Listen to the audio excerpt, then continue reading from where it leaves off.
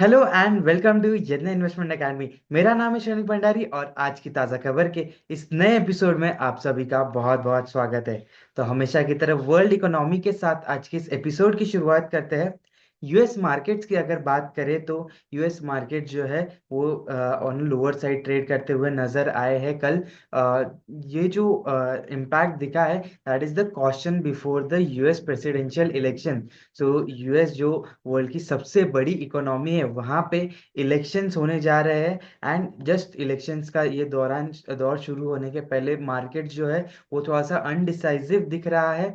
यहाँ पे कुछ और भी इम्पैक्ट्स है, जैसे कि यूएस का जो फेडरल रिजर्व है, जो उनकी एफओएमसी की कमेटी जो है उनका मीटिंग होने वाला है। सो फेड रेट्स जो है अपने पॉलिसी रेट्स पे क्या डिसीजन लेगा, क्या वो रेट कट्स करेंगे नहीं करेंगे, और करेंगे तो कितना करेंगे, 25 बेसिस पॉइंट्स या 50 बेसिस पॉइंट्स, इसके ऊपर बहुत सारी अनसर्टेनिटीज दिखाई दे रही है। तो ये सारी जो चीज़ें हैं, बिकॉज अनएम्प्लॉयमेंट का जो डेटा है वो इतना अच्छा नहीं रहा है, तो देर इज अ चांस कि फेड रेट कट्स कर सकता है। लेकिन अभी भी इलेक्शंस की जो अनसर्टेनिटीज है वो भी एक बहुत यहाँ पे इम्पैक्ट कर रही है। बिकॉज अगर डोनाल्ड ट्रंप यहाँ पे प्रेसिडेंट बन के आते हैं तो the policies could be quite different if Kamala Harris comes as the president. So ये जो एक इम्पैक्ट है, ये जो इलेक्शन के इकोनॉमिक इम्पैक्ट्स है, ये काफी वाइड हो सकते हैं। And that is why it is impacting not just the US markets but also other global markets and in the Indian markets as well. The next news is regarding oil. So oil के prices जो है वो कल 2% से ज़्यादा बढ़ते हुए नजर आए थे। जो ओपेक ये जो कमिटी है, ओपेक कमिटी ने ये डिसीजन लिया है कि जो ऑयल का रेट कट, आउटपुट कट जो उन्होंने बताया था लास्ट मंथ में, सो 2.2 मिलियन बैरल्स पर डे का आउटपुट यहाँ पे उन्होंने लिमिट किया था, कैप किया था। उसका जो ये जो कैपिंग है ये इन्होंने एक्सटेंड कर दिया है बाय 1 मोर मंथ। सो एक और मंथ यहाँ पे ऑयल के प्राइसेस, ऑयल का जो सप्लाई है वो ऑन अ लोअर साइड रहेगा। एंड ये ऑयल के प्राइस कट करने का उनका जो रीजनिंग है that is also regarding the oil prices. Oil prices जो है वो थोड़े से वीक साइड पर ही नजर आ रहे हैं। एंड इसी वजह से जो ओपेक ग्रुप है उन्होंने अपने आउटपुट कट जो है वो एक्सटेंड कर दिया है। सो इसके कारण जो जब सप्लाई कम रहेगा और डिमांड अगर स्टेबल रहती है तो उस in that case oil prices can go up. And यही एक्सपेक्टेशंस कल ऑयल प्राइसेस के मूवमेंट्स में, वोलेटिलिटी में देखने को मिली है। Moving on to the Indian economy, और एक बहुत ही अच्छी न्यूज़ है specially for the manufacturing sector of India. हमने देखा था लास्ट कुछ मंथ्स से जो इंडिया के मैन्युफैक्चरिंग नंबर्स है वो इतने अच्छे नहीं आ रहे थे। अगर हम पीएमआई की बात करें तो इंडिया का PMI manufacturing PMI index last month में काफी लो आया था, 56.5 पर ये नंबर हमें देखने को मिला था। So all any number above 50 is expansion, it's a growth. लेकिन जो एक रेट ऑफ ग्रोथ है वो कहीं ना कहीं स्लोअर दिख रही थी कुछ महीनों से। अभी अक्टूबर में यहाँ पे रिकवरी देखने को मिली है। अक्टूबर का जो पीएमआई नंबर आया है 57.5 के पीएमआई की इंडेक्स वैल्यू यहाँ पर आई है in the month of October. So जो पिछले मंथ का जो ग्रोथ मोमेंटम था उसको आउटपेस किया है इस मंथ में। And this is good for the entire manufacturing segment of the Indian economy. So एक और चीज यहाँ पे अगर हम नोट करें तो जो एक्सपेक्टेशंस आ रही थी दैट वो कहीं ना कहीं सिमिलर लेवल्स पे ही थी। तो 57.4 का एक्सपेक्टेशन था as against the actual figures of 57.5। So जब 50 के अबाव रहना तो इम्पोर्टेंट है ही, लेकिन जो ग्रोथ मोमेंटम इंडिया का है, India is the fastest growing economy, तो इन दैट केस जो नंबर्स है ये और स्ट्रॉन्ग नजर आने चाहिए। एंड अगर यहाँ से और ज़्यादा इम्प्रूवमेंट हो रही है, बिकॉज सितंबर में एक बॉटम काइंड ऑफ आया था एंड उसके बाद अभी रिकवरी हुई है, तो ये मोमेंटम अगर यहाँ से कंटिन्यूड रहता है तो it's a good sign for the Q3 of Indian economy. एक और पॉजिटिव न्यूज़ की अगर हम बात करें तो इंडिया में जो वाइट कॉलर हायरिंग है उसमें भी स्ट्रॉन्ग ग्रोथ नजर आई है। 10% से हायरिंग एक्टिविटीज में इंक्रीज देखने को मिला है in the month of October. So नौकरी का जो जॉब स्पीक इंडेक्स है वो 2733 पॉइंट्स पर क्लोज हुआ in the month of October, this as compare to 2484 points in the month of October 2023। So एक साल में 10% का इंक्रीज यहाँ पे ईयर ऑन ईयर बेसिस पे हमें देखने को मिला है in this index. So oil and gas ये जो सेक्टर है यहाँ पे सबसे ज्यादा हायरिंग देखने को मिली है ऑफ 18%। उसके साथ फार्मा एंड बायोटेक्नोलॉजी सेक्टर्स में 12% की हायरिंग ग्रोथ देखने को मिली है। वहीं एफएमसीजी और आईटी सेक्टर्स एवरेज से बिलो आ रहे हैं। एफएमसीजी में 8% की हायरिंग है वर्सेस आईटी जो है वहाँ पे हायरिंग और भी स्लो है। 6% से ही यहाँ पे हायरिंग एक्टिविटी में ग्रोथ देखने को मिला है। सो एक और यहाँ पे इंटरेस्टिंग फैक्टर नजर आ रहा है कि जो ग्लोबल कैपेबिलिटी सेंटर सेटअप किए जा रहे हैं इंडिया में, तो जीसीसीज में 17% का ग्रोथ देखने को मिला है in the hiring activity. And जो इमर्जिंग जीसीसीज या न्यूअर जीसीसीज जो है वो कोलकाता की अगर हम बात करें तो वहाँ पे 69% का हायरिंग ग्रोथ देखने को मिला है और अहमदाबाद में 48% का लगभग का यहाँ पे ग्रोथ आया है। तो ये जो है GCCs they are also driving good amount of hiring activity in the country. Rupee की बात करें तो रुपी जो है वो अगेंस्ट डॉलर काफी लो यहाँ पे ट्रेड करता हुआ नजर आ रहा है। 84.12 रुपीस पर डॉलर का न्यू लो यहाँ पे रुपी ने बनाया है। एफपीआई की सेलिंग जो है इक्विटी मार्केट में वो काफी स्ट्रांग रही है, तो वो एक बहुत मेजर आउटफ्लो यहाँ पे हुआ है एंड दैट इज वाई रुपी का जो डिमांड है वो कम होता हुआ नजर आ रहा है। एंड 84.12 पे कल रुपी क्लोज हुआ। सो आरबीआई ने भी यहाँ पे कुछ इंटरवेंशंस किए हैं। तो फॉरेक्स मार्केट में आरबीआई ने डॉलर सेल करे हैं to support the value of rupee. तो आरबीआई अगर डॉलर सेल करता है and on the other hand FPI जो एग्जिट कर रहे हैं वो डॉलर्स बाय करेंगे या वो रुपी सेल करेंगे, तो इन दैट केस जो इम्पैक्ट है आरबीआई ने उसको थोड़ा सा अपनी एक्टिविटी से थोड़ा कंट्रोल में लाने का कोशिश किया है। सो रुपी का जो फॉल है उसमें कई सारे फैक्टर्स तो है, जैसे एफपीआई सेलिंग की एक बात तो हमने करी ली, यूएस इलेक्शंस का भी यहाँ पे इम्पैक्ट है। एंड यूएस इलेक्शन का जो इम्पैक्ट है वो कहीं ना कहीं चाइना के स्टिमुलस पैकेज को भी अफेक्ट करेगा। एंड चाइना का जो न्यू स्टिमुलस पैकेज आने वाला है that is also affecting the demand of rupee. So rupee उस वजह से भी वीक ट्रेड करता हुआ नजर आ रहा है। The incremental credit deposit ratio CD ratio जो है हमारी बैंकिंग इंडस्ट्री में वो 77.7% पर आता हुआ नजर आया है, तो एक मॉडरेशन दिखा है। सो जो इंक्रीमेंटल क्रेडिट डिपॉजिट रेशियो है वो अराउंड 30 मंथ्स के लो पर है। सो बैंक क्रेडिट की जो ग्रोथ है वो थोड़ी सी स्लो होती हुई नजर आई है। 11.5% से क्रेडिट ग्रोथ हुआ है, जबकि जो डिपॉजिट्स है वो 11.7% में से ग्रो करे हैं। सो लास्ट 2.5 साल में पहली बार ऐसा हुआ है कि deposit growth is more than the credit growth. लेकिन जो पॉजिटिविटी यहाँ पे आनी चाहिए थी वो नहीं है। ऐसा नहीं हो रहा है कि डिपॉजिट ग्रोथ बहुत ज्यादा बढ़ रही है, रादर जो क्रेडिट ग्रोथ है वो कम हुई है, वो कर्टेल डाउन होते हुए नजर आई है। जो क्रेडिट क्वालिटी की अगर बात करें तो कहीं ना कहीं कंसर्न्स दिख रहे हैं, एनपीएस बढ़ते हुए नजर आ रहे हैं across the board, specially in the MFI sectors या जो अनसिक्योर्ड लेंडिंग है वो सेगमेंट्स में यहाँ पे क्रेडिट रिस्क जो है वहाँ पे एक स्ट्रेन देखने को मिल रहा है। तो उसी वजह से ये जो लेंडर्स है बैंक्स बोलो या एनबीएफसीज बोलो, तो ये सभी अपना जो क्रेडिट ग्रोथ है उसको कहीं ना कहीं कर्टेल कर रहे हैं। They are being very cautious in giving out loans. So that is the reason कि जो डिपॉजिट ग्रोथ है उसने क्रेडिट ग्रोथ को आउटपेस किया है। स्टॉक स्पेसिफिक न्यूज की बात करेंगे। एबीबी इंडिया ने अपने सितंबर 2024 के क्वार्टरली रिजल्ट्स अनाउंस कर दिए हैं। ये कंपनी कैलेंडर ईयर फॉलो करती है, तो उनके लिए Q3 के रिजल्ट्स है जहां पे उन्होंने 22% का नेट प्रॉफिट ग्रोथ देख रजिस्टर किया है on a year on year basis. So company का जो रेवेन्यू है वो इतना स्ट्रांग ग्रो नहीं किया है, सिंगल डिजिट 5% का रेवेन्यू ग्रोथ आया है। 2912 करोड़ का रेवेन्यू इस कंपनी ने यहाँ पर रजिस्टर किया है। लेकिन मार्जिन एक्सपांशन काफी स्ट्रांग रहा है एबीबी के लिए।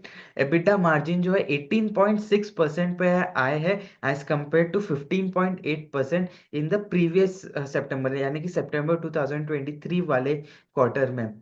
सो यहाँ पे कंपनी की जो ऑर्डर बुक है उसके नंबर्स भी देखते हैं। जो न्यू ऑर्डर्स है वो 11% से बड़े हैं। जो ऑर्डर इनफ्लोज है 3342 करोड़ का इन ऑर्डर इनफ्लो यहाँ पे कंपनी ने देखा है।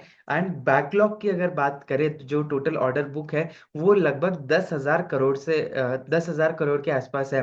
तो ऑर्डर बुक में 25% का ग्रोथ आया है on a year on year basis. Company की जो कैश पोजीशन है वो भी काफी स्ट्रांग है। लगभग 5,000 करोड़ से ज्यादा का कैश ये कंपनी अपने बैलेंस शीट पे होल्ड कर रही है as of the end of Q3 of calendar year 2024। National stock exchange या एनएससी ने भी अपने Q2 FY25 के रिजल्ट्स यहाँ पे डिस्क्लोज कर दिए हैं। सो नेट प्रॉफिट में 57% का जंप देखने को मिला है। सो जो नंबर्स है प्रॉफिटेबिलिटी के वो 3137 करोड़ पे यहाँ पे कंपनी का प्रॉफिट रेज होता हुआ नजर आ रहा है। कैपिटल मार्केट्स में काफी अच्छा सर्ज आया एंड इसी वजह से एनएससी के रिजल्ट्स भी काफी स्ट्रांग नजर आए हैं। जो टोटल इनकम है रेवेन्यू की अगर बात करें तो 5,000 करोड़ से का जो मार्क है यहाँ पे क्रॉस किया है। 25% का ग्रोथ इन रेवेन्यू टर्म्स यहाँ पे एनएससी ने रजिस्टर किया है। सो कंपनी का जो वॉल्यूम का डेटा है, एवरेज डेली ट्रेडिंग वॉल्यूम एडीटीवी, तो कैश सेगमेंट में लगभग 1.29 ट्रिलियन रुपीस का एवरेज वॉल्यूम रहा है, जो 66% से बढ़ा है on a year on year basis. वहीं इक्विटी फ्यूचर्स कैटेगरी में ये जो नंबर है वो 2 ट्रिलियन से भी ज्यादा है। एंड इक्विटी ऑप्शंस की बात करें जहाँ पे सिर्फ प्रीमियम वैल्यू कंसिडर किया जाता है तो वो लगभग 65,000 करोड़ के आसपास का नंबर है। सो जो वॉल्यूम है उसमें भी काफी ज्यादा ग्रोथ है। लेकिन जो आगे आने वाले वॉल्यूम नंबर्स है specially in the future segment, तो एफ एंड ओ सेगमेंट में यहाँ पे वॉल्यूम पे इम्पैक्ट आ सकता है because of the new and stricter trading rules for derivative segment. तो जो इस मंथ से लागू किए गए हैं, सो उसके वजह से यहाँ पे एफ एंड ओ का जो एक्टिविटी वो कहीं ना कहीं कर्टेल हो सकता है, ऐसा मैनेजमेंट ने एक्सपेक्टेशंस यहाँ पर इन्वेस्टर्स के सामने रखी है। रिलायंस जियो के बारे में भी एक बड़ी खबर आ रही है। So this is again a big report that is being circulated across the news industry. So Reliance Jio का आईपीओ 2025 में आ सकता है, ऐसी न्यूज यहाँ पे रिटर्स ने रिपोर्ट की है। सो उनके हिसाब से जो आईपीओ है वो 2025 में आएगा फॉर रिलायंस जियो, एंड जो रिलायंस रिटेल है वो 2025 के बाद ही आएगा, ऐसा रिटर्स ने यहाँ पे कहा है। जेफरीज ने अपनी एक रिपोर्ट में कहा था कुछ महीने पहले कि रिलायंस जियो जो है वो अराउंड $112 बिलियन के वैल्यूएशन पे ये कंपनी कहीं ना इस कंपनी का आईपीओ आ सकता है। सो ऑलमोस्ट 8-9 लाख करोड़ का आई कंपनी का वैल्यू हो सकता है based on this estimate of Jefferies. So ये जो न्यूज आ रही है this is amidst the telecom battle that is fuelled up recently. So Mukesh Ambani and Elon Musk, ये दोनों जो दिग्गज है, इनकी एक बहुत ही बड़ी टेलीकॉम बैटल यहाँ पे चल रही है। सैटेलाइट टेलीकम्युनिकेशन में इलॉन मस्क इंडिया में एंट्री लेना चाहते हैं और उनकी जो कंपनी स्टारलिंक वो इंडिया में इंटरनेट सर्विसेज प्रोवाइड करना चाहती है। वहीं जियो और एयरटेल भी इंडिया में सैटेलाइट कम्युनिकेशंस एस्टेब्लिश करना चाहते हैं। तो इसी बीच रिलायंस जियो जो इंडिया का सबसे बड़ा टेलीकॉम प्लेयर है by in terms of number of subscribers, तो ये कंपनी अपना लिस्टिंग कर सकती है अगले साल। तो हालांकि ये जो न्यूज़ है ये काफ़ी सालों से नज़र आ रही है। कई बार बताया जाता है कि रिलायंस जियो अभी आईपीओ लाने वाला है, कई सारी रिपोर्ट्स आती है, बट अभी तक के अब वो कहीं हुआ नहीं। 3-4 सालों से हम खुद देख रहे हैं कि ये जो न्यूज़ आ रही है, लेकिन कहीं ना कहीं ये फ्रुक्टिफाई नहीं हो रहा है। लेकिन इम्पॉर्टेंट चीज़ यहाँ पे ये समझना है कि रिलायंस जियो ने काफ़ी सारे पी इन्वेस्टमेंट्स यहाँ पे रेस किए हैं, पी फंडिंग यहाँ पे रेस किया है। KKR, general Atlantic, Abu Dhabi investment authority, ऐसे कई सारे पी इन्वेस्टर्स इस कंपनी में इन्वेस्टेड है। तो 33% of the company is held by this PE investors. So ये लोग ये जो इन्वेस्टर्स होते हैं, इनका जो होराइजन होता है वो कहीं ना कहीं लिमिटेड होता है, 4 to 8 years के अराउंड। तो दिस हैज ऑलरेडी हैपेंड कि कहीं ना कहीं ये जो इन्वेस्टर्स है वो भी एग्जिट अपॉर्चुनिटी सीख करेंगे। सो इसके साथ मैनेज र्यूटर्स का ये भी कहना है कि जो आईपीओज है रिलायंस जियो और रिलायंस रिटेल, वो बैक टू बैक नहीं आएंगे। रिलायंस रिटेल का जो आईपीओ है वो थोड़ा सा डिलेड होता हुआ नजर आ सकता है, because company does not want to big IPOs to be launch simultaneously. तो बिकॉज अभी अभी अभी काफ़ी ज़्यादा आईपीओज यहाँ पे लॉन्च किए गए हैं। इंडियन मार्केट्स की अगर बात करें तो लगभग $12.58 बिलियन का फंड रेज ऑलरेडी अक्टूबर 2024 तक के यहाँ पे इंडिया में हो चुका है, जो कि एक बहुत बड़ा राइज है। अगर पिछले ईयर का ये फिगर देखें तो अराउंड $7.42 बिलियन पे था। तो फंडिंग एक्टिविटी काफ़ी एकदम से बूस्ट हो गई है। तो कहीं ना कहीं एकदम से अगर दो बड़े आईपीओज आ जाते हैं तो लिक्विडिटी इश्यूज भी रह सकते हैं, which can affect the two IPO, either of the two IPOs. Tube investments के भी क्यूटी रिजल्ट्स बाहर आ चुके हैं। मुरुगप्पा ग्रुप की ये जो कंपनी है, इनका नेट प्रॉफिट जो है वो 14% से डिक्लाइन होता हुआ नजर आया है। सो कंसोलिडेटेड बेसिस पे कंपनी ने लगभग 300 करोड़ का रेवेन्यू नेट प्रॉफिट यहाँ पे रजिस्टर किया है, as compare to 346 crore in the previous quarter of last financial year. So company के जो कंसोल बेसिस पे जो रेवेन्यूज है वो 15% से ग्रो हुए हैं। 4,782 करोड़ पर रेवेन्यू था, एज कम्पेयर टू 4,169 करोड़। लेकिन ये कंपनीज की काफ़ी सारी सब्सिडियरीज भी है। कंपनी की इन्वेस्टमेंट्स है इन सीजी पावर एंड चांदी गेज। तो स्टैंड अलोन नंबर्स की अगर बात करें तो स्टैंड अलोन नंबर्स कहीं ना कहीं इतने स्ट्रांग नहीं है। 2,065 करोड़ का क्वार्टरली रेवेन्यू यहाँ पे इस कंपनी ने रजिस्टर किया है, as compare to 1,970 crore in Q2 FY24। Company का जो इंजीनियरिंग डिवीजन है वहाँ पे 1,323 करोड़ का रेवेन्यू इस कंपनी ने रजिस्टर किया है। ग्लैंड फार्मा की भी रिजल्ट्स आए हैं। Net profit is down by 16%, 164 crore के पास यहाँ पे ग्लैंड फार्मा का नेट प्रॉफिट आया है, विच इज ऑलमोस्ट 15.7% का decline on a year on year basis. जो रेवेन्यू है वो on the other hand it has increase 2.4% का ग्रोथ यहाँ पे ओवरऑल रेवेन्यूज में देखने को मिला है। कंपनी का जो फ्रेंच यूनिट है सेनेक्सी, सो सेनेक्सी का परफॉर्मेंस काफ़ी खराब रहा है। कुछ चैलेंजेस ये कंपनी फेस कर रही है। तो सेनेक्सी का को एक्सक्लूड अगर करते हैं तो ओवरऑल ग्लैंड फार्मा का revenue would have grown by 5%। यहाँ पे कंपनी के जो जोग्राफिकल मार्केट्स की बात करें, US is the biggest market, तो वहाँ पे लगभग 3% का रेवेन्यू ग्रोथ रजिस्टर किया गया है। वहीं revenue from Canada, Australia and New Zealand has increase by 45%। Competitive landscape जो है वो इंटेंसिफाई होता हुआ नजर आ रहा है, specially for the generic drugs. तो इसी वजह से margin pressures in the Indian pharma sector देखने को मिल रहा है। सो that is it for today. I hope आपको आज का ये वीडियो पसंद आया होगा। प्लीज इसे लाइक कीजिए, कमेंट कीजिए और ज्यादा से ज्यादा लोगों के साथ शेयर कीजिए। और ऐसे ही और फंडामेंटल एनालिसिस के लिए बने रहिए यज्ञा इन्वेस्टमेंट एकेडमी के साथ। Thank you.